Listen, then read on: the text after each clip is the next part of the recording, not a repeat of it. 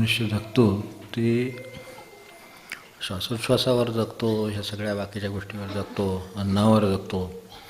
पण खरं सांगायचं तर तो इच्छावर जगतो. अगदी जर साधं म्हटलं तर आज एक, उद्या दुसरी, परवा तिसरी, ती ज्या प्रमाणात पुरी होईल तशी चौथी, मग पाचवी.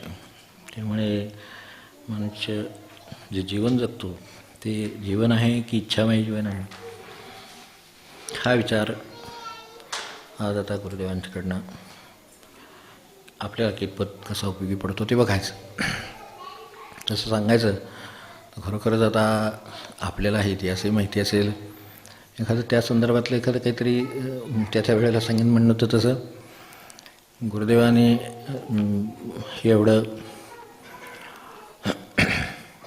गीतांजलीचं काम केलं, सगळं हृदय त्यात ओतलं, ते स्वतः अनुवाद केला, तो तिकडेपर्यंत पोचला, हे सगळं झालं. पण आणि अर्थात त्याला नोबेलही मिळालं. तर ही 1913 सालची गोष्ट आहे. आता ह्या 13 साली त्याला 100 वर्ष व्हायला आले आणि त्यांनी जे शांतिनिकेतन आणि त्यांची जी कल्पना मुलांना ज्या पद्धतीनं शिक्षण मिळावं अशी होती, ज्यासाठी त्यांनी स्वतःचं सर्वस्व त्याच्यासाठी दान केलं होतं, तर ते त्यांचं कार्य ते असेपर्यंत चालू राहिलं, पुढे 50 वर्ष हे चालू राहिलं. आणि त्यांनी मिळवलेलं जे मेडल आहे ना, ते आपल्याकडनं हरवलं. शताब्दीत काय करावं सांगा. आम्ही त्यांनी मिळवलेलं मेडल सांभाळण्या इतपतसुद्धा आपल्याकडे असू नये, दुर्दैवाची गोष्ट आहे. ती मिळालं नाही. आणि शेवटी त्या काळात म्हणजे स्विस अकॅडमीला सांगून त्याचं पुन्हा सोन्याचं ब्रॉन्झ मेडल करून आणून आता ठेवलं आहे. कारण आता मूळ याचा खूप शोध घेऊनही ते मिळत नाही आहे. आता हा देशाचं दुर्दैव म्हणायचं, दारिद्र्य म्हणायचं, का अनास्था म्हणायची, का त्याने जे काय केलं होतं त्याची किंमत आपल्याला राहिली नाही असं म्हणायचं. असं तर त्याने जे लिहिलं आहे ते इच्छा माझ्या जीवनाबद्दल आहे.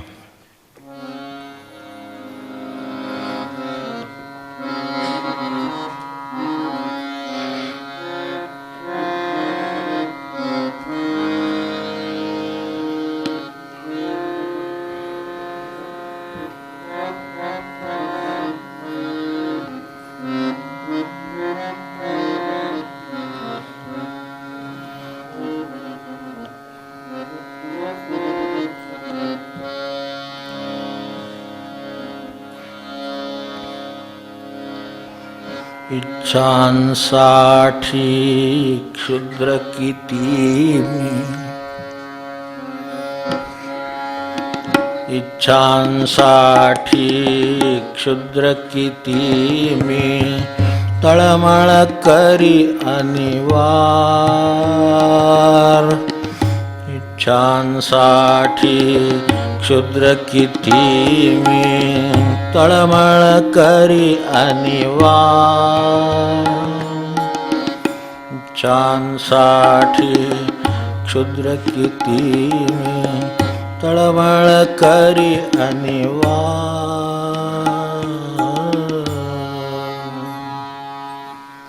म्हणजे आपल्या जे माय डिझायर्स आर मेनी, आणि त्या सगळ्या इच्छा पूर्ण व्हाव्यात म्हणून माय क्राय इज पिटिफुल,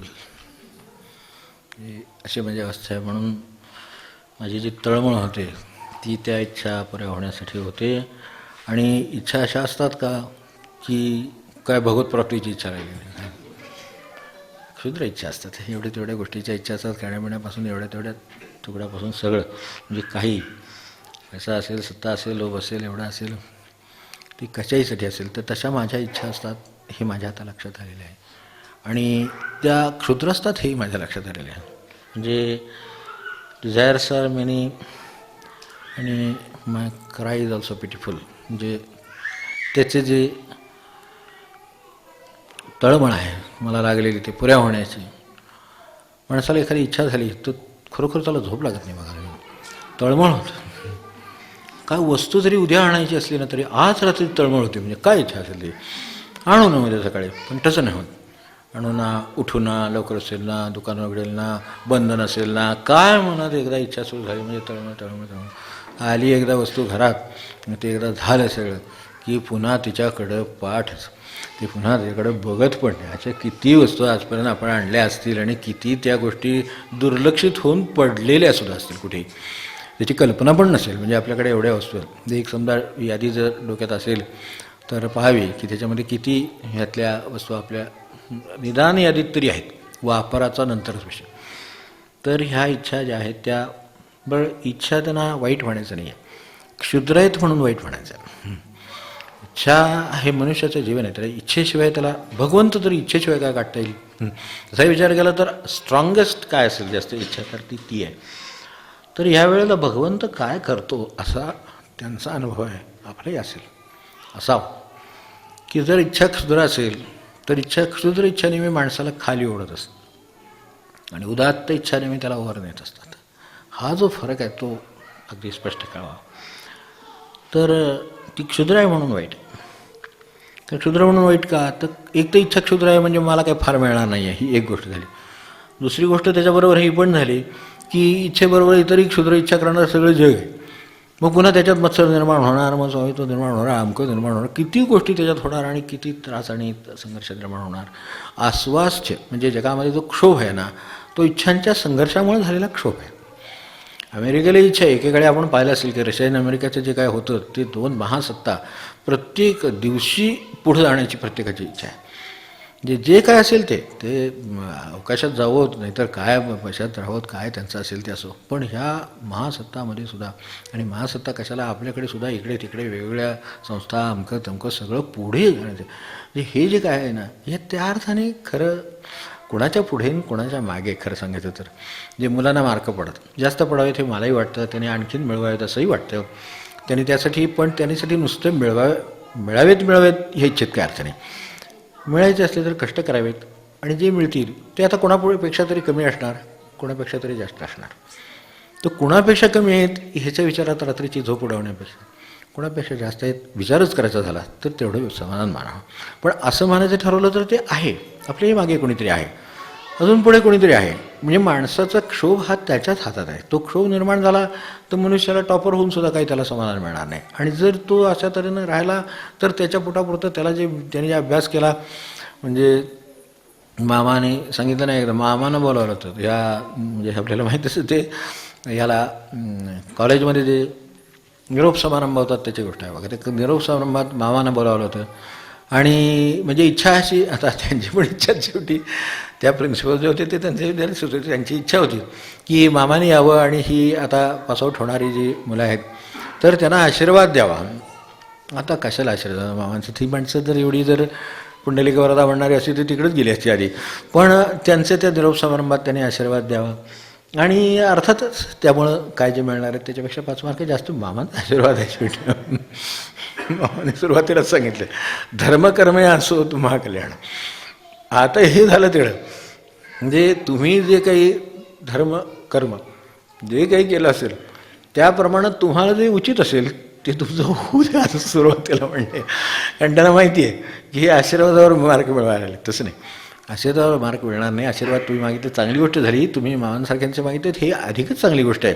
मामाने घेतलं पुढे ते सावरून. मी जरी असं म्हटलं असलं, धर्मकर्मे हे शिकवण्यासाठी सांगितलं की अभ्यासाचं कर्म आहे ते तुम्ही किती जीव ओतून केलं आहे त्याप्रमाणे तुमचं कल्याण असो, असा मी आशीर्वाद दिला आहे. त्या आशीर्वादात त्या अर्थाने चुकीचं काहीच नाही, तांत्रिकदृष्ट्या काहीच चुकीचं. ही सगळी तत्त्वज्ञ मंडळी ती सगळी तर्कात प्रवीण आहेत, तर त्यामुळे तसं ते बरोबरच आहे. पण शेवटी नंतर मग बोलता बोलता ओघात म्हणाले, आता शेवटी सांगतो की काय पांडुरंगाची कृपा तुमच्यावर हो आणि तो चांगले मार्क मिळत. शेवटी म्हणाले, शेवटी आज कुठेतरी हृदय आहेत, तर त्यामुळं तो ओंकार येणार, म्हणजे इच्छा ही असणार, अशा तऱ्हेच्या इच्छा असतात. पण याच्यामध्ये मागे पुढे वगैरे हे जे निर्माण झालं त्यामुळे जो क्षोभ निर्माण झाला साधनेत होतो माणसाला, तिकडे कशाला, प्रपंचात तर होतोच आहे. हे 2 मजले आणि ते 3 मजले बघितले तरी होतो, बाग बघितली तरी होतो, काही बघितलं तरी माणसाला त्याचे तसं अशी इच्छा होती. ही जे काही इच्छा आहे हा न संपणारा प्रवास आहे. आपलं अवघी इच्छा ही अनिवार्य जे म्हटलं ना, ते म्हणायला आज वेळ नाही झाला म्हणून नाही म्हटलं, पण ते शेवटी मी म्हटलं आहे ना, तर तसं आहे, ही फिरवी दारोदार तशी परिस्थिती माणसाची आहे. तर तसं नको. तर देव ही सुद्धा अत्युत्तम इच्छा आहे, पण त्यातसुद्धा पुन्हा स्पर्धा नको. त्यांचे साधारण आमच्यापेक्षा तुमच्यापेक्षा जास्त असू दे तर कमी असू दे, देवाला काय करायचं तेच करणार आहे शेवटी, तो ओळखतो ना, मग कशाला हे पाहिजे, म्हणजे त्यातसुद्धा पुन्हा इच्छा गोंधळ घालते आणि करते. तर ती काय करते, क्षुद्र इच्छा हा जीवनाचा स्तर निकृष्ट करतात, निकृष्ट जीवन राहतं ते. आदर्श म्हणून किंवा असं आनंदी जीवन म्हणून राहत नाही, तर त्याला ह्या दुःखाच्या सगळ्या किनारी येतात. तर आणि इच्छेला समजा पूर्ती आहे, तर इच्छा ही पूर्ण झाली पाहिजे. समजा मार्क असतील तर मिळाले पाहिजेत, बरोबर आहे. मग झालं का आता? समजा 10वीत मिळाले, अगदी तुम्हाला काय तुम्ही बोर्डाला, आता काही गरज आहे का पुढे काही? आता काहीही नाही मिळालं तरी चालेल, कारण मी एकदा काय तो यायचा तो आलो. आता त्याच्यावरून सुद्धा गोंधळ व्हायला लागला, म्हणून सरकारला ती मेरिट लिस्ट डिक्लेअर करता येईना. म्हणजे कसं असतं, इच्छेचं हे जे काय मूळ सांगितलेलं आहे ते इतकं खरं आहे की हे करू नका असं त्यांचं म्हणणं होतं. शेवटी त्याच्यातून जेव्हा काहीतरी दुर्घटना घडायला लागल्या, तेव्हा शेवटी पहिला कोणाला दुसरा कोणाला काय सांगेन असे झाले. नाही तर पहिल्या 30मध्ये 50 लोक असायचे पूर्वीचं, आपल्याला माहिती आहे. तर ते डिक्लेअर करायचं नाही, कारण तो 27वा म्हणणार तू 28वा आहेस. म्हणजे ही पुन्हा भानगडी परत मागे लावून घेण्यापेक्षा किंवा त्यांनी त्याच्यात आलो नाही म्हणून काहीतरी करण्यापेक्षा काही नाही, हे पास झालेले आहेत ज्याचं त्यांनी करावं. आता तो एक कोणतं येतो तर त्याचं काहीतरी नाव कळतं म्हणतात, पण हे जे काय आहे तो पहिला. आता झालं ना सगळं, मग पुन्हा त्याच्या मागं टोचणी त्याच्या आधी 9वीच्या काय 8वीपासूनच लागलेली असते, त्याला 12वी आहे. पण म्हणजे इच्छेला पूर्ती नाही. मुद्दा अडचणीचा आहे की इच्छांना पूर्ती नाही, आणि त्यामुळं ती अतृप्ती देते. काय इच्छा ही नेहमी अतृप्ती देते, म्हणून इच्छापूर्ती म्हणजे आगीत तेल घालण्यासारखं आहे. तर तसं असेल, बरं इच्छेचं आपलं का स्वरूप आपल्याकडचं म्हणजे काय? वागणं साध्या भाषेमध्ये. आता इच्छा का होते क्षणभर तो पण विचार करून मग हे का म्हणले ते त्यांना तसं देव का म्हणला हे आपल्याला पुढचं होळीसाठी बघता येईल. तर मागणं किंवा हवेपण आहे म्हणजे काहीतरी कमतरता वाटते आपल्याला, कशाची तरी कमतरता वाटती आहे, आणि म्हणून ती भरून निघावी असं वाटतं, म्हणून मनुष्य इच्छा करतो. आपण इच्छेचा मेकॅनिझम म्हणून समजून घेऊ. इच्छेचं काय हे आहे, स्वरूप काय आहे, तर काहीतरी कमी आहे वाटते, म्हणून ते भरून काढावं असं वाटतं, म्हणून इच्छा निर्माण होते. मग ती त्याच्या मागे मनुष्य लागतो. आता ती क्षुद्र आहे का उदात्त आहे वगैरे सुद्धा तो बघत नाही, तो पुरी करायच्या मागे लागतो. हे जे काय कार्य काम आहे ते स्वतः लोक काय तुम्हाला कशाचं असेल ते. तर हवेपण आहे. हवेपण ही गोष्ट अशी आहे की माणसाला ती कायम तळमळत ठेवणारी आहे. या इच्छा जशा तळमळत ठेवतात त्या ज्यातून निर्माण झाल्या, ती जी उणीव आहे असं वाटतं आपल्याला, ती नेहमी आपल्याला तळमळत ठेव इच्छेचं मेकॅनिझम झालं. मग अशी इच्छा जर मी जेव्हा देवाकडे व्यक्त करत गेलो, तेव्हा माझ्या इच्छांचं क्षुद्रपण माझ्या लक्षात आलं, आणि देवाने काय सांगितलं की त्याला अशा माझ्या ज्या म्हणजे डिझायर सेरेमनी वगैरे सगळ्या त्या काय म्हणू त्याला क्षुद्र होत्या. तर ह्या क्षुद्र ज्या इच्छा आहेत, तर त्या प्रत्येक वेळेला भगवंताने त्याला मला कठोर नकार दिलेला आहे. कठोर देऊन नकार मजला. मी ज्या वेळेला इच्छा व्यक्त केली तेव्हा भगवंताने नाही म्हणून सांगितलं. आता वास्तविक भगवंत तर पुरवायला बसला आहे, आता उदारदाता आहे, अमका आहे तमका आहे, आपण सगळं म्हणतोय, पण तो काही काही गोष्टी नाही म्हणतो. ते काय नाही म्हणतो, इच्छांसाठी क्षुद्र किती मी, इच्छांसाठी क्षुद्र किती मी, तळमळ करी अनिवार, तळमळ करी अनिवार, कठोर देऊन नकार मजला, कठोर देऊन नकार मजला, वाचविशी तू फार, वाचविशी तू फार, हे प्रभू वाचविशी तू फार. इच्छांसाठी क्षुद्र किती मी, इच्छांसाठी क्षुद्र किती मी, तळमळ करी अनिवार, तळमळ करी अनिवार, कठोर देऊन नकार मजला, कठोर देऊन नकार मजला, वाचविशी तू फार, हे प्रभू वाचविशी तू फार, हे प्रभू वाचविशी तू फार. कठोर देऊन नकार मजला, कठोर देऊन नकार मजला, वाचविशी तू फार, वाचविशी तू फार, हे प्रभू वाचविशी तो फार. त्यांना हे लक्षात आलं, हे त्यांचं भक्तपण आहे की कठोर देऊन नकार मजला म्हटल्यानंतर देवात काय अर्थ नाही म्हटले नाहीत, ते तुम्हाला वाचवलंच म्हटले. फरक तिथं आहे नेमकं. नाहीतर देवान नाही पुरवली म्हणजे हे जागृत दिसत नाही. साध्या भाषेत आपल्या भाषेत म्हणजे जागृत दिसत नाही, दुसरीकडे गेलं पाहिजे. तर हे काय आहे, कठोर देऊन नकार मजला, ह्या जर माझ्या पुऱ्या झाल्या असत्या तर गोंधळ झाला असता. तर माझ्या आयुष्याला ह्या इच्छा क्षुद्र आहेत, तर त्या दृष्टीनं कठोर देऊन नकार मजला, तू मला वाचवलंस उलटा. म्हणजे मी जे क्षुद्र जीवनाकडे जायचा तो उदात्त जीवनाकडे तूच मला नकार देऊन उदात्त जीवनाकडे नेलंस, ही माझ्यावरची कृपा आहे. तर त्यांना ती कृपा वाटते, तू मला वाचवलंस असं वाटतं. तर आता त्यांचं म्हणणं असं आहे की एवढ्यावर भागलं काम, माणसाने इच्छा ठेवायची नाही. ठीक, क्षुद्र इच्छा ठेवली तर भगवंत नकार देणार, मान्य, तेही मान्य आहे. मग असं आहे तर मी मुळात इच्छा का करावी, इच्छेच्या खोलात ते गेलेत. हे आपण लक्षात ठेवा की अपुरे पण वाटतं, उडे पण वाटतं, मिळालं नाही असं वाटतं, नाही असं वाटतं, म्हणून मनुष्य ते मिळवायला जातो ना. त्याबद्दल त्यांचं म्हणणं असं आहे की या जगामध्ये मला तू शरीर दिलंस, मागून दिलंस का? नाही. कुठून सुरुवात केली ती बघा, देह दिलास, तो मी मागून नाही दिलास, मी इतक्या इच्छा केल्या, इतकं मागितलं, हवे पण आहे मागितलं, तर देह मी कुठे मागितला होता, तर तू मला दिलास.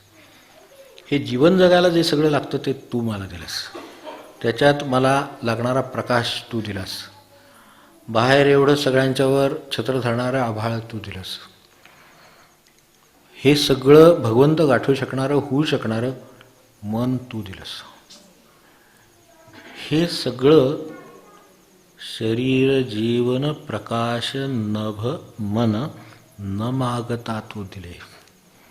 याची जर मला जाणीव राहिली असली तर माझ्या जीवनात काही कमी आहे असं मला वाटतंच नसतं. कारण जीवन जगायला दिलेलं आहे, ते जगायला लागणारा देह दिलेला आहे, साधन दिलं, काय जगायचं त्याची सोय केली, म्हणजे लाईफ आहे, त्याला लाईफ म्हटलं त्याने, तर ते लाईफ दिलं, जिवंतपण दिलं, आणि हे सगळं सहजपणे मी आनंदाने जगावं म्हणून दिले. आता जर तसा विचार केला ना तर एवढं जर माणसाजवळ असेल, बेसिक गोष्ट आहे, देह आहे, देहाची एवढी यंत्रणा आहे, न मागता दिलेली आहे. जीवन जगण्याचं जे जिवंतपण आहे त्यातलं ते न मागता, देवा मला जिवंत ठेव, सकाळी उठलो आणि शरीर मागायला निघालो वगैरे काय होत नाही. बघा तुम्ही, हे दिलंच, प्रकाश दिलास. आता उदाहरणार्थ सूर्य आहे, सकाळी उठलं आणि आता मला सूर्य दे, आता मला प्रकाश, काही गरज नाही, भगवंत देतोच आहे. त्यामुळे नबागता तू दिले, ते त्याची मला जाणीव होत नाही. आता आभाळ दिलं, आता आभाळ दिलं, तुम्ही म्हणा आभाळ काय द्यायचं, त्याच्यामध्ये ते वर असतंच, नसलं म्हणजे कळतं, असते तोपर्यंत ठीक आहे. पण अशा अनेक गोष्टी आयुष्यात आहेत, ते नसल्या म्हणजे कळतात ना. मग आता हे आभाळ जे दिलं ते कशासाठी दिलं मला, तर मी क्षुद्र होऊ नये. आभाळ म्हणजे विशालता आहे. युवई भूमा तत्सुखम, हे उपनिषदापासून चाललेलं आहे. सुख कोणाला आहे, ज्याचं मन विशाल आहे त्याला आहे, ज्याचं मन क्षुद्र आहे, म्हणून ते क्षुद्र इच्छांचा प्रश्न निघाला. ज्याचं मन क्षुद्र आहे त्याला समाधान नाही, तुम्ही काही द्या, मनाचं भांडं नेहमी मोकळं आहे, त्यात काही होता जावा. आपल्याकडे मागे आपण गोष्ट पण पाहिली होती ह्यांची, अरविंदांच्या ह्याच्यातली. तर ते असं भांडं आहे, त्याच्यात तुम्ही कसल्याही वस्तू टाकल्या तर ते भरून येणार नाही. तर हे नाही येणार. पण तेच मन जर क्षुद्रच्या ऐवजी उदात्त झालं तर ते भगवंतापर्यंत जाईल. आभाळ झालं तर माणसाला, म्हणून ते आपल्याकडे आकाशदर्शन, परवाही विषय निघाला होता की ते हे बसले बाहेर जाऊन, स्वामीजी बसले आणि ते कशा काय करतायत, तर आकाशदर्शनाचे साधन आपला गुरुवारी विषय झाला ना, की आकाशदर्शनाचं म्हणजे आकाशाचं ध्यान करतो आहे. आकाशाचं ध्यान एवढ्यासाठी काय विशालपणा तिथे आहे ह्याची जर मनावर सतत बिंबत राहील तर मनुष्याला बाकीचं सगळं क्षुद्रच वाटेल. त्याच्यापुढे काही असो, त्याचं काही मिळकत असो, बरं तो काय नुसता बसणार आहे का? देह दिला आहे, जीवन दिलं आहे, श्वास दिला आहे, सगळं दिलेलं आहे ना, प्रकाश दिलेला आहे, जगण्याची वाट, प्रकाश या अर्थाने सगळ्या जगामध्ये मला जाण्याची वाट, ह्या सगळं दिलेलं आहे. आपण अंधारात बघतो किती चाचपडायला होतं, लाईट गेले काय होतं आपल्याला माहिती आहे. मग आता हे सगळं करायला, मला वाचायला, मला लिहायला, मला स्वयंपाक करायला, मला सगळं जीवन चालवायला, नोकरी करायला, सगळ्यासाठी मला तू हे सगळं दिलं आहेस एवढं मोठं.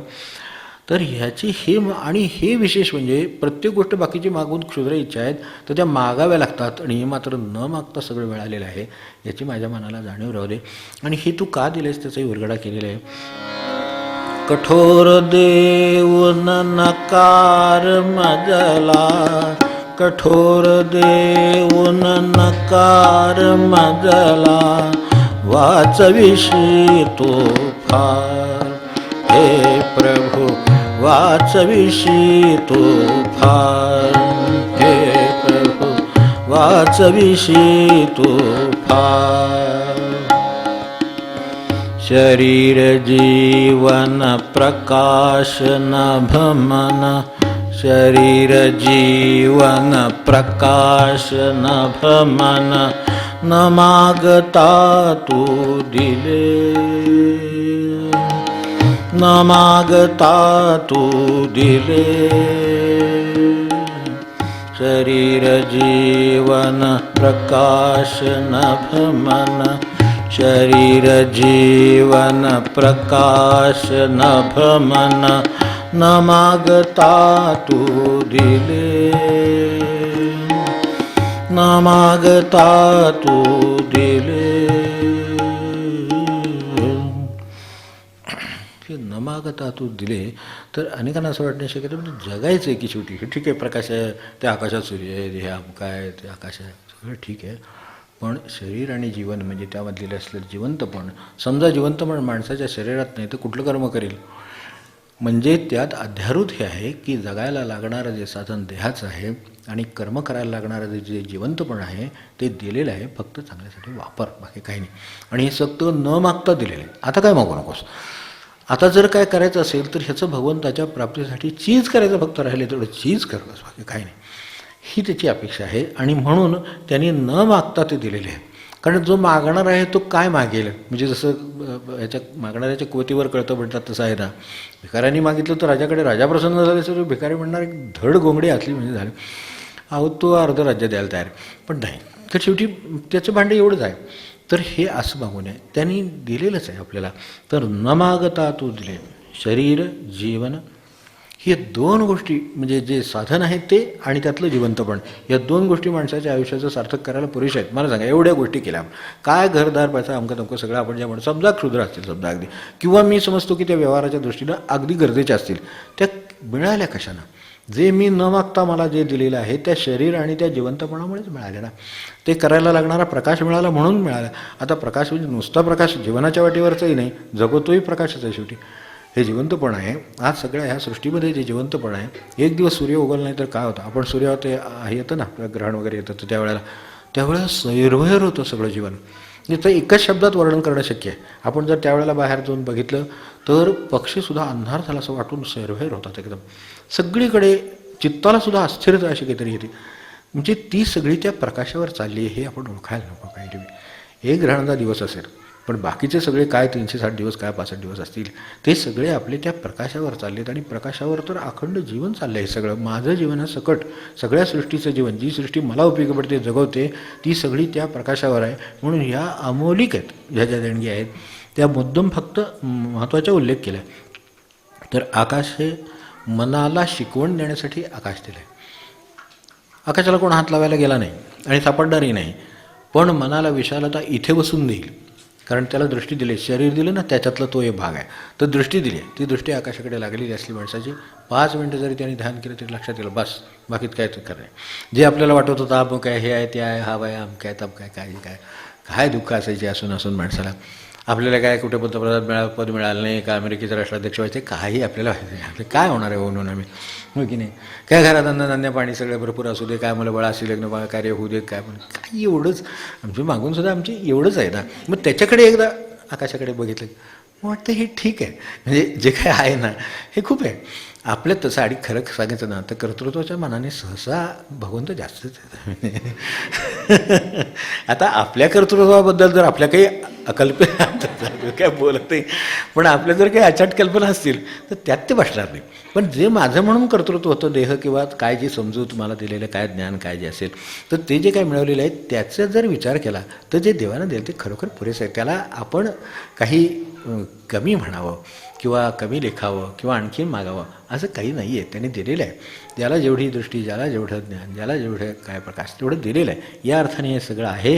हे आकाशाकडे बघितल्यावर लक्षात येतं यासाठी, कारण इतका प्रचंड विस्तार पाहिल्यानंतर जो डोळ्यात मावणं शक्य नाही कधीही, असं जेव्हा पाहतो तेव्हा ज्यावेळा ते विशालता जी बनायला येते तिने आपल्याला हे कळतं की माझं जीवन हे एवढं एवढं आहे, ते एवढं आहे, हे खूप छान आहे.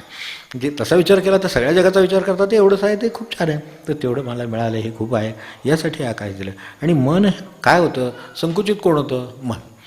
त्रास कोणाचा होतो, मनाचा. जर कोणाला होतो, मनाला. म्हणजे सगळं मनाचाच कार्यक्रम आहे. म्हणजे तो सुधारण्यासाठी त्याला नेहमी जे आकाशाचं दर्शन घडवीत राहावं, म्हणजे ते लक्षात येतं काय ते. वारीला एकदा जाऊ आम्ही का म्हणतो की जसं ह्यांनी म्हटलं की ज्ञानेश्वरी वाचल्याशिवाय बरोबर नाही, बाबा म्हणाले बरोबर. काय होतं, एकदा ज्ञानेश्वरीच्या ओम नमोजी आधी एकदा सुरुवात केली माणसाने, शेवटपर्यंत गेला की नाही, त्याच्या लक्षात येतं की जगात लोकांनी जे काही करून ठेवले त्या मनानं आपण 4 ओळीसुद्धा लिहिलेले नाही आहेत निदान. बाकीचं सोडा, पुढचं सगळं पसायदान वाचलं की डोळ्यात पाणी येतं माणसाच्या, की ज्याच्यावर एवढे अन्याय हवेत त्यांनी एवढं पसायदान लोकांसाठी मागावं. ह्याच्यात आपण काय मागतो ते काय मागतो, यातला एवढा नुसता फरक जरी ज्ञानेश्वरीत कळा तरी वाचायचं पण नेहमी मिळालं. महाराजांनी काय मागितलं रामाकडे, त्यांच्यासाठी काय मागितलं का, त्यांच्या मुलाबाळांसाठी मागितलं का, काही मागितलं नाही. तर ते जे आहे ते फक्त कल्याण आणि ते लोकांचं नाम राहू दे त्यांच्या अंगी, एवढंच मागितलं. मग काय म्हणजे ते कशासाठी आहेत हे सगळं, यासाठी हे वापरलं गेलं तर लक्षात येईल की ते ह्या क्षुद्र इच्छांना भगवंत नकार का देतो आहे. न मागता तू दिले. आणि हे दिलेलं माझ्या जेव्हा लक्षात आलं तेव्हा माझ्या असं लक्षात आलं, म्हणजे काय काय लक्षात आलं ते तरी सांगितलं. म्हणजे you given me great gifts आणि अनास्क्ड. एकदासुद्धा मी इच्छा व्यक्त केली नाही. न मागता जे म्हटलं त्याचा अनुवाद सोपा करून दिला, न मागता. अनास्क्ड गिफ्ट्स. आपल्याला जर समजा एखाद्या माणसाने, समजा आपल्याला एखादी वस्तू असतं काय, माणसाला हवीच असते कुठली वस्तू, ठीक आहे, त्याच्या आवडीचं काहीतरी असेल आणि एक दिन नेमकं तो घेऊन आला, अरे वा, काय वाटतं माणसाला हे. ह्या सगळ्या गिफ्ट्सचं कौतुक आपल्याला वाटलं पाहिजे, ते कळलेलं नाही आहे की त्याचा उपयोग काय आहे, म्हणून त्याचं महत्त्व वाटत नाही.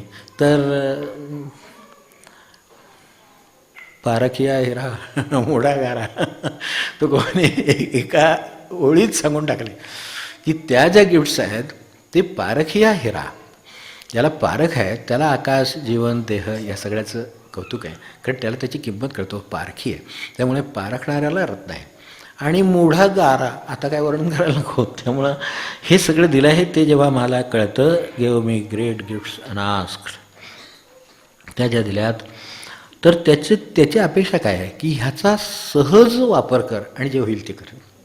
हां, म्हणजे ताकाठी करू नको. आपण म्हणतो ना, घाम गळतो अक्षरशः, झालं पाहिजे झालं पाहिजे झालं पाहिजे, 1 कोटी झाले, 5 कोटी झाले, 100 कोटी झाले. हा कशाने घाम गाळतो, तो घाम गाळण्यासाठी दिलेलं नाही आहे. हे दिलेलं जे आहे ते आपल्या देह दिलेला आहे, तो जगवण्यासाठी दिलेला आहे. मला देहाची सर्व यंत्रणा व्यवस्थित चालल्या पाहिजेत म्हणून मला जेवढं लागतं तेवढं मिळवण्यासाठी दिलं. मला ह्या सगळं जीवन सहजतेनं, जेव्हा जीवन सहज असतं तेव्हा त्यात भगवंत असतोच, त्यामुळं सहजतेनं तो मिळावा. आणि त्या जगण्यामध्ये सहज तुझ्या इच्छेने जगण्या, त्यासाठी दिलेलं आहे मला सगळं. तुझ्या इच्छेनं सहजतेनं मला जगता यावं. आणि खरं सांगायचं ना तर सहजतेनं, म्हणजे मी अगदी सोपं उदाहरण सांगतो. आपल्या समजा झोप आली, देहाचा धर्म आहे झोप आली, झोप आल्यानंतर मनुष्य झोपला तर झोपला पाहिजे, ठीक आहे, झोपला. झोपल्यानंतर त्याची झोप संपते, संपल्यानंतर तो उठतो की नाही, मग आता ही सहजता आहे. पण तो लोळतो हे काय म्हणायचं, असं असं मी अजून 10 उदाहरण, पण आपल्या वेळ नाही, उगाच तुमचा वेळ जातो ह्याच्यातला. तर असं म्हटलं तर मग काय क्षुद्र आहे आणि काय आहे हे आपल्याला कळतं. म्हणजे त्याला का म्हटलं तसं, सहजतेनं काय आहे तर भूक लागली, तर भूक लागली तर जेवला, हे सहज आहे, बरोबर आहे. आग्रह झाला, आता ते पडतो, कलंट असतो तिथं, म्हणजे तर ते जे काय असतं ना, किंवा डोळे तरी मिटायला लागतात. आता हे सहज आहे का नाही. जर समजा भुकेपुरतं जेवला असलं ना तर कामाला जाऊ लगेच, अलर्ट, म्हणजे त्याच्या पोटात अन्न गेलेलं आहे, तो मनुष्य अन्नमय प्राण हा, लगेच ते प्राण काम करायला लागतात.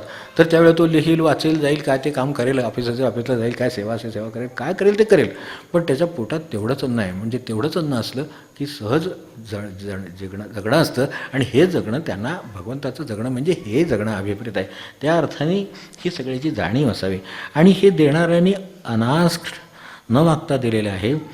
ते जर आपल्या लक्षात आलं तर मग इच्छातल्या सुद्धा सहजता लक्षात येते. भूक ही सहज आहे माणसाला, तहान सहज आहे. तर तहान लागली म्हणून माणसाने पाणी प्यायला, आता तिने घाटा एकदम सगळ्यांना, म्हणजे बाकीच्यांना सगळ्यांना जागा करून प्यायचं काही कारण नाही. कारण शांत चित्ताने आपलं भांडं घ्यावं, फार अगदी करून, म्हणजे अगदी लोकांना काही वेळेला आता काय वाटतं, मॅनर्सचा प्रश्न असतो, त्यामुळे ते तोंडाला भांडं लावलं मी ते कसं तरी वाटतं. धुवून ठेवा, सहजता आहे, पाणी आहे, सोय आहे. मग एकदम तांब्यात, म्हणजे एकदम हे पांढरपेंढीसुद्धा नाही, एकदम तांब्या गडगड करून मी बाकी सगळी बघतात नाही कुठेतरी ठसका लागला म्हणजे आपल्यापर्यंत आपली पंचायत. तर असलं कशाला प्यावं सरळ तांब्यातून भांड्यात घ्यावं, भांड्यातनं प्यावं, आपल्याला वाटत असेल तर भांड्यात ठेवावं, विसरून ठेवावं. सहजता कशामध्ये आहे, जीवनात काय गेलं ह्याचा हा मुद्दा आहे. आणि जर सहज असेल तर मागच्या परवाच्यात एकदा कृष्णमूर्तींच्या वेळा जसं सांगितलं, मी जी जगतो तीच उपासना आहे, आणखीन काही उपासना करीत नाही वेगळी. सहज भूक लागली तर सहज भूक लागली, जेवढी लागली तेवढं जेवतो, जेवढी तहान लागली तेवढं पाणी पितो, ही सहजता आहे सगळी. म्हणून ते जैन गुरूंनी ते मागे सांगितलं नव्हतं का, तुमचे गुरु इथून काय करतात, तुम्ही काय, आमचे गुरु हे करतात ते करतात. ते जे नदीचं उदाहरण सांगितलं होतं त्याच्यात, की मध्ये नदी आहे, आमचे गुरु जैन गुरु एवढे मास्टर आहेत, तर तिकडच्या बाजूला ते काय लावतात ना, ते ह्याच्या चित्र काढायचं ते साहित्य, तर ते जे काय लावतात तो स्टँड उभा करतात, त्याच्यावर ते ह्या तीराला उभे राहतात आणि तिथं चित्र रंगवतात. असे आमचे मास्टर आहेत. त्याचे तुझे गुरु काय आहेत, माझे जैन मास्टर. म्हणलं आमचे गुरु तहान लागली की जेवतात, खातात, पाणी पितात, तहान लागली की पाणी पितात, भूक लागली की जेवतात, झोप आली की झोपतात, काम करायच्या वेळेला काम करतात. आमचे गुरु एवढेच आहेत म्हणले. त्याच्यानंतर लक्षात आलं की हे जगा म्हणतो हे सोपं नाही आहे सरळ, कारण अशा तऱ्हेनं राहणं ही गोष्ट इतकी सोपी नाही. जे वाटतं आपल्याला पण ती तशी सोपी नाही. मला सांगा, पदार्थ चांगला झाला म्हणजे माणसाचे 4 घास जास्त जातात, ते 4च त्याला त्रासदायक ठरतात, त्याच्या आधीचे असतात त्याचा काही प्रश्न नसतो. म्हणजे असंच झालं की भगवंत दुरावतो, स्वास्थ्य दुरावतं, देहाचा व्याधी. तर हे सगळं याच्यामुळे झालं आहे. तर मग आता हे जे आहे हे त्यांना भगवंताकडे नेण्यासाठी जीवन सहज हवं आहे. म्हणून सहज तुझ्या इच्छेने जगण्यात तुम्हाला का नकार दिलास आणि तुम्हाला ह्या गोष्टी का दिल्यास, मग मला माझ्या ज्या इच्छा होत्या त्या का नाही दिल्यास, तर तू माझ्या क्षुद्र इच्छांना नकार द्यास. तो कठोर नकार होता. म्हणजे त्याला पुढे सुद्धा म्हटलं आहे की म्हणजे, आणि हे सगळं मी करतो आणि देवाला शोधायला हिंडतो परत, कुठे शोधीशी रामेश्वर वगैरे ते नाही का, म्हणजे बरं असतं म्हणायला वगैरे, तर कुठे शोधीशी काशी. तर हे सगळं म्हणजे म्हणलं की नंतर आपण जेवायचं असतं पुढे, हृदयातील भगवंत राहिला वगैरे, ते हृदयातून पश्चातलं नाही. खरोखर सांगायचं तर त्यांचं म्हणणं आहे, हे जर करत असाल तर देवासाठी वेगळं हिंडायचं कारणच लागणार नाही, तुमच्या ठिकाणीच देव आहे. तो जो भूक निर्माण करतो, मला सांगा देहात भूक निर्माण कोण करतो, तो देह निर्माण करतो. तो कोणी दिला, तो त्याने दिला. तहान निर्माण करतो कोण, तो त्याने दिला. मग पाणी प्याल्यानंतर तो तृप्त आहे, तर तृप्त आहे म्हटल्यानंतर मनुष्याचा आशीर्वाद देवाच्या आशीर्वादासारखा बाहेर येतो. बघा तुम्ही कशी तृप्तीचं, साध्या तृप्तीला किती क्वालिटी असते, तर ते म्हणजेच देव आहे. तर म्हणून ज्या इच्छा क्षुद्र होत्या त्याच्यासाठी मी तळमळ केली तरी तुम्हाला ती नाकारल्यास आणि माझं कल्याण केलंस. तर शरीर जीवन प्रकाश न भवन न मागता तू दिले, ते कशासाठी दिलंस, तर माझी पद्धत कशी आहे, म्हणजे आपली जगण्याची पद्धत म्हणून त्याने सांगितली की मी खूप काहीतरी करतो आणि मग नंतर खूप काहीतरी करून देवाला शोधायला जातो. इथे शोध, तिथे शोध, इथे आहे का, तिथे आहे का. हे मी का करतो, हे असहज आहे. देव इथेच आहे ना. मग आणि समजा इथे मला असं वाटतं की मला अजून तो दिसत नाही आहे, जरा थांबा, थोडं प्रतीक्षा सबुरी आहे, काहीतरी देव इथेच आहे. मग इथेच आहे तर तुम्हाला आता देव यांनी काय प्रश्न तर असतात आपल्याला ते जाता येत नाही जास्त, पण देवाचा विचार करते मी की तुम्हाला देव दिसला का. तर ह्याला एकच प्रश्न साधा असा आहे की देव म्हणजे आपल्याला काय म्हणायचं आहे एवढं एकदा मला सांगा, म्हणजे मग दिसला का नाही सांगतो. कसं सांगणार आहे. देव म्हणजे जर मला सांगा महाराजांच्या भाषेमध्ये वृत्तीचं समाधान असेल तर ते कुठल्या देवळात असतं तेवढं बघतो. मला सांगा कुठल्याही देवळात त्याचे समाधान चित्तात आहे, समाधान मनात आहे. मग इथे त्यांना म्हणायचं की देवसुद्धा तू धडपड करू नको, त्याच्यासाठी काही करायची गरज नाही, तो तुला मिळेल. आता तेवढ्यापुरतं सत्संगाने माणसाला कळतं, त्याने गीतांजली वाचावी, काय ज्ञानेश्वरी वाचावी, त्याला जे वाटतं ते वाचावं, त्यातून समजून घ्यावं. पण मिळणार आहे कुठं, देह माझं जे काय दिलेलं आहे, आकाश नभ वगैरे, आता आपण नभाचं मनाचं बघितलं, प्रकाशाचं बघितलं, त्या सगळ्यात मिळणार. सहज तुझ्या इच्छेने जगण्या, काय केलं शेवटी त्याने की सगळ्या बाजूने तुम्हाला अशा तऱ्हेने म्हणजे, आणि त्याचा एक मध्ये टप्पा आहे की मी जेव्हा असहजपणे ज्या वेळेला हे सगळं वावरतो आणि शिवाय असहजपणे जेव्हा मी तुला शोधायला जातो तेव्हा तू मला कधीच सापडलेला नाहीस. You hide your self before me. तुम्ही ज्या वेळेला ज्या ज्या ठिकाणी गेलो त्या त्या ठिकाणी माझी निराशा झाली. देवळात गेलो असेल, देवस्थानात असेल, आणि कुठे असेल, गिरिकंदरात असेल, काय असेल, तर तिथे मला निराशा झाली, कारण तिथे तू नव्हतास. तू कसं लपवलंस हे मला कळलं नाही, कारण तुला असं अपेक्षित होतं की मी बसल्या जागी मी मिळवावं, त्यासाठी मी सगळं दिलेलं आहे. तर असं असताना मी आता ठीक आहे, व्यवहार म्हणून मनुष्य गेला आला काय असेल ते आता आता आता कुलधर्म कुलाचार आपण आपला हात जोडू, ते जे काय असेल ते असू दे. पण मुळात देवाचं जर आपल्याला प्रेम असेल तर तो इथल्या इथे आहे, कुठेही त्याची जाण त्यांना सहज आहे. आणि ज्या वेळेला त्यांनी म्हणते की मी जेव्हा अशा तऱ्हेनं असहजतेनं कुठेतरी तुझ्यासाठी पळापळ करायला गेलो तेव्हा you hide your self before me, तो असा काही अंतर्धान पावतोस की देऊळ आहे, मूर्ती आहे पण देव नाही आहे, अशा अवस्था होते.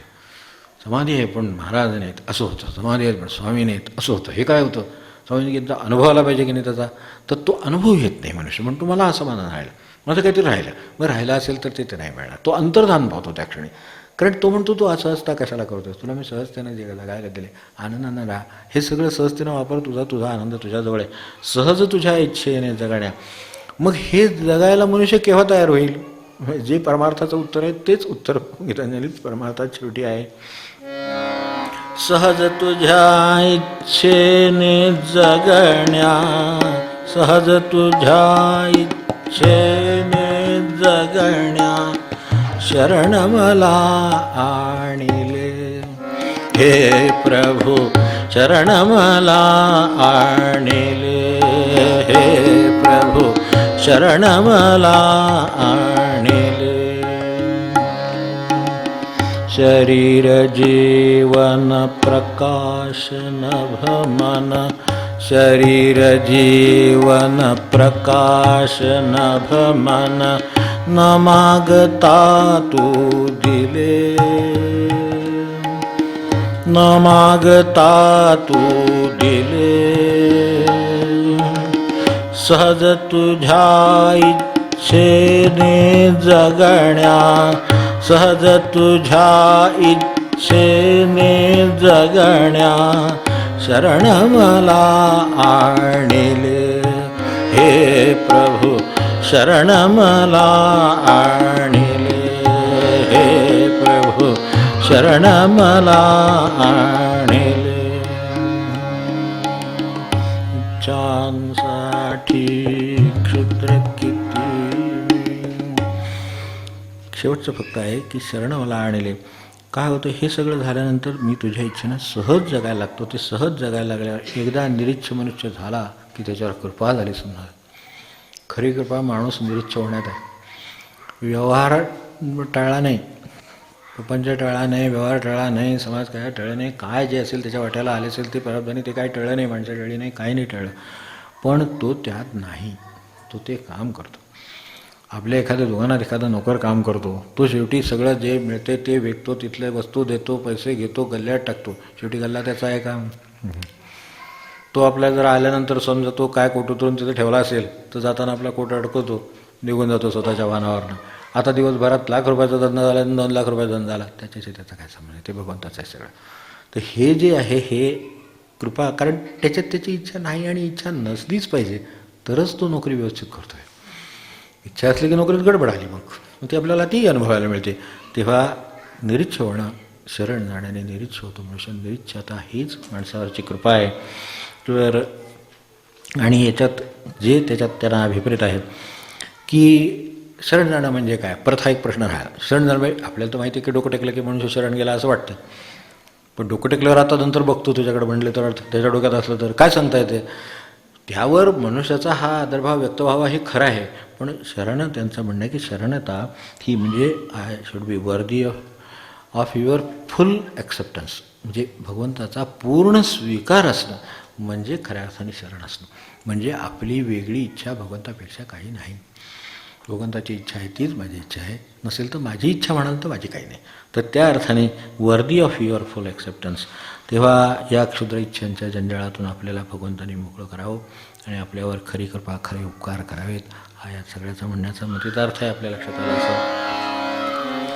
इच्छांसाठी क्षुद्र किती मी, इच्छांसाठी क्षुद्र किती मी, तळमळ करी अनिवार, तळमळ करी अनिवार, कठोर देऊन नकार मजला, कठोर देऊन नकार मजला वाचविशी तो पार हे प्रभु वाचविशी तो पार हे प्रभु वाचविशी तो पार शरीर जीवन प्रकाश नभ मन शरीर जीवन प्रकाश नभ मन न मागता तू दिले न मागता तू दिले सहज तुझ्या इच्छेने जगण्या सहज तुझ्या इच्छेने जगण्या शरण मला आणले हे प्रभु शरण मला आणले हे प्रभु शरण मला आणले